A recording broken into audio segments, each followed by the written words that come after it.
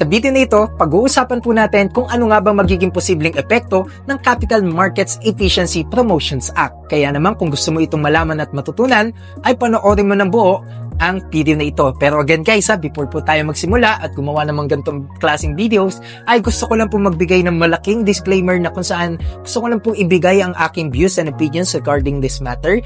Hindi rin po ako lawyer at hindi po nangangahulugan nito na pangunahan natin yung mga government regulatory bodies sa paggawa ng mga legal frameworks at sa pagpapatupad ng batas, no? Because I also studied the finance. I also studied some sorts of business and corporate law, taxation, and mga securities regulations code na pamilyar nga po dito sa pag-usapan natin. Gusto ko lang po magbigay ng information and awareness para po sa mga traders and investors dito po sa ating local markets. Okay? So, kaya po again guys, sana malinaw po yung disclaimer natin. Okay? Kung bibigyan po natin ng context yan, mga ka-traders, sabi ko na nga po doon sa crypto regulations video ko, okay, na ng mga nakaraang araw, at syempre gumawa rin tayo ng video patungkol sa ano na nga bang kasunod, no, para sa mga crypto influencers.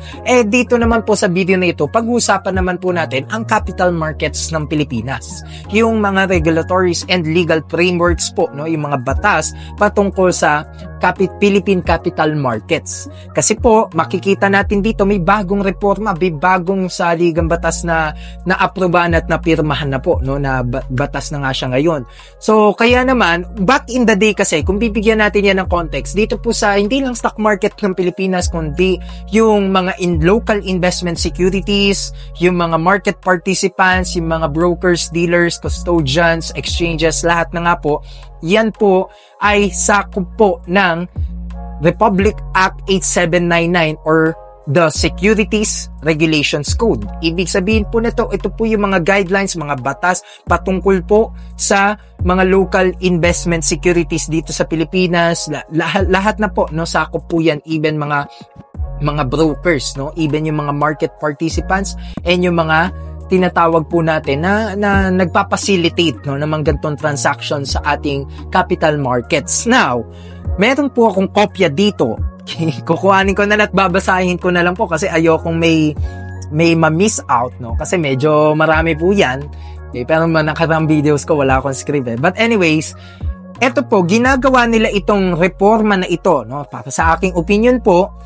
Unang-una kasi dyan, ang Securities and Exchange Commission po ay under po siya ng DOF or Department of Finance. At ang Department of Finance po or DOF, yan po ang nangangasiwa sa government spending at mga taxes, no? Mga tax rates. So kaya naman, masasabi natin na kumbaga, dahil dito, no, mas mabuboost, no, dito sa bagong reforma na ito, bagong batas, no, makikita po natin ang goal po nila, no, base sa mga reforma na ito ay maging mas efficient pa, mas maging attractive pa sa mga Pinoy na investors, na mga traders, na kung saan makapag-participate sa ating Philippine capital market, sa ating mga local investment securities. Okay? At dito napansin ko na tungkol po sa transactions and taxes yung pagbabago dito, no? Kaya again guys, yun po yung aking opinion kung bakit nila ginagawa ito, to be able to boost the liquidity, efficiency, no, and yung participation po ng ating mga local investors. Okay? So ngayon basahin na po natin isa-isa guys, no, bago pa makalimutan. So unang-una po dito, ito po yung mga approved key reforms. So kung makikita po natin dito, number 1 is reduction of the stock transaction tax, no, from 0.6%, okay, to 0.1%. Meaning po nito, makikita natin dito na mas magiging efficient, definitely ilang in percentage, 'di ba? Ilang percent yung binaba, sobrang laki po. Okay, from 0.6, okay, or 0.60% to 0.10%, sobrang laking, lalo na 'di ba pag medyo marami kang transactions, 'di ba? And yung taxes noon, syempre may taxes kang binabayaran. So, mapapababa nitong bagong batas na ito. So, yun po yung number 1. Number 2 po is removal of documentary stamp tax on mutual funds and unit Investment Trust Funds or UITF. So, syempre, makikita natin dito, removal of documentary stamp tax. Syempre, malaking bagay po yun kasi kahit sabihin natin mga percentage, yung mga ganyan na exemptions or pagtatanggal ng mga certain taxes, akala natin hindi malaking bagay yun, no? Pero pag pinagsama-sama mo, syempre, malaking pagbawas din po yun, no? Kaya malaking bagay siya. So, next po is tax exemption of income from redemption or of mutual fund and UITF units. Grabe, no? Tax exemption. Ibig sabihin, tax exempt. Hindi na magbabayad ng tax. Wala ng tax, no?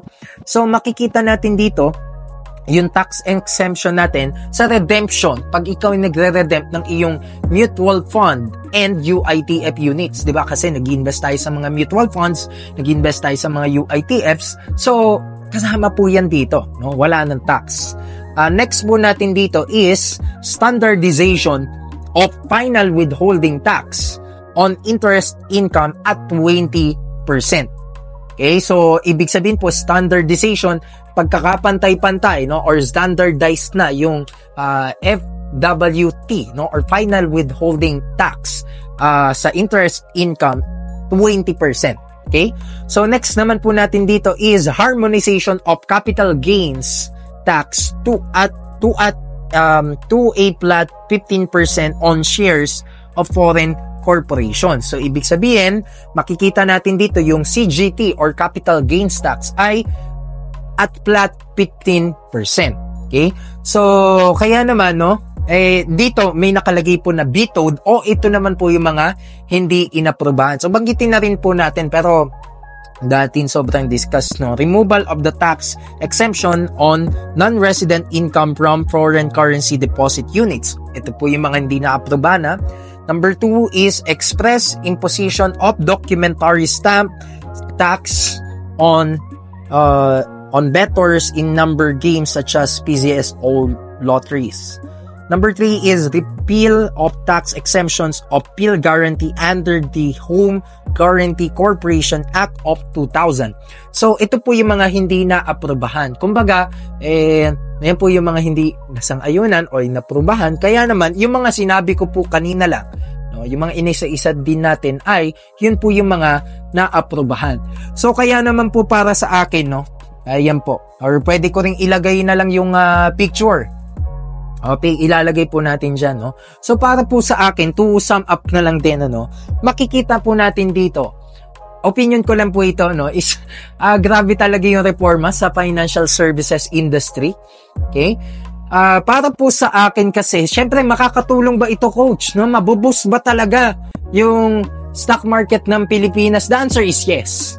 Okay, pero syempre, yung tanong kasi na, coach, tataas na ba ulit ang stock market ng Pilipinas? Syempre, hindi natin masasagot ng direktang, oo, bukas tataas na yan, or next week, or next month, tataas na yan. Syempre, dahilan dito. Kasi syempre, wala namang sure sa movement ng market, diba? Sa volatility. Pero, one thing's for sure, it's definitely, para po sa akin, opinion lang to, syempre naman, dahil sa mga ginagawang ganito, mabubus, hindi lang ang stock market, kundi ang mga iba pang investment securities, no, or financial securities dito sa Pilipinas that will somehow boost, okay, yung mga investments na yan, yung mga tao, no, the demand will create more demand, and that would actually help the Philippine economy.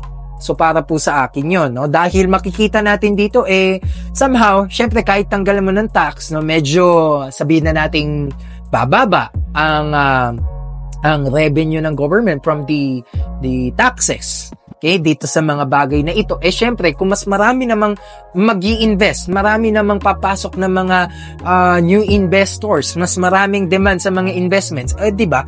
Mas magiging efficient, mas magiging effective, no? At mas magiging maunlad po paunti-unti, no? Ang mga investments na ito, yung mga tao. Okay? Siyempre, lalaki din yung government taxes, no, or government revenue, dahil po siyempre mas marami ng mahihikayat na mga local investors, no, or even foreign. So kaya naman ang opinion ko po diyan is makakatulong ba? Definitely makakatulong. Pabor po 'yan para sa mga local investors and traders, no?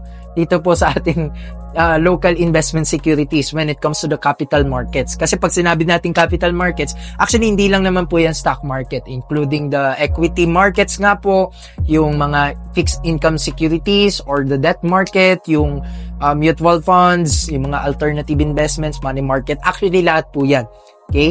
So, kaya naman, syempre, malaking tulong, lalo na kung yun talaga ang porte mo, halimbawa, mutual funds, no? Makikita mo may mga tax exempt or reduced stock cost transactions yung tax. So makikita natin dito na talaga magiging efficient, no, at makakatulong yung mga ganitong reforma pagdating po, no, sa mga investors. And syempre naman ang layunin din nito bukod sa ma-boost, no, syempre makatulong na mas maging attractive and reachable pa kay yung ating Philippine capital markets. Kaya sa tingin ko makakatulong naman ito sa ating local markets, no. Yun nga lang, syempre mas sa mga ibang markets, no, yun nga po, mas naghihigpit yung mga reforma, mas naghihigpit yung mga legal frameworks at mga regulations. Katulad nga po sa CAS. Okay? So kaya yun mga ka-traders, no. I think kayo, no, ano po ba ang komento nyo patungkol dito sa, 'di ba? Sa yan po, bagong reforma sa capital markets industry, syempre positibo po ito, no? Kayo ba, no? Paayag ba kayo, no? Kasi actually mas marami mahihikayat yung mga nasa ibang, para lang po sa akin, opinion ulit, no? Yung mga nasa ibang global markets, no? Investments, yung mga global traders and investors, somehow, 'di ba? Even yung mga foreign, mas magiging attractive, no, sa kanila yung mga ganitong reforma at mga ganitong batas. Okay. And sabi ko nga, pag mas naging attractive ito, mas maraming investors na papasok, no? Lalong-lalo na yung mga tayo nga, yung mga Pilipino, yung mga local investors, mga traders that somehow participate in the capital market that will boost, you know, the demand, and that would actually help the Philippine economy. Okay? So, kaya overall, makakatulong po ito para sa akin. Sa inyo, no? Makakatulong ba? Or sa tingin nyo, kailangan bang pag-aralan? Or ano ba yung comment nyo lang naman, no? Comment lang naman. So, kaya yun. But again, nonetheless, no, maraming salamat po, no, sa panonood sa video na ito. At least somehow may napulot po kayo knowledge, no? May bago tayong update. Makikita natin ang daming reforma na binabago sa mga financial markets, sa mga, 'di ba, financial services industry, mga brokerage. So, yun, no? Ano ba komento nyo doon? Kaya again, maraming salamat po sa panonood, and mag-like na kayo, mag-follow, mag-subscribe, at marami pa tayong pag-uusapan sa mga susunod na video. So, yun lamang po. God bless you all, and see you on my next vlogs.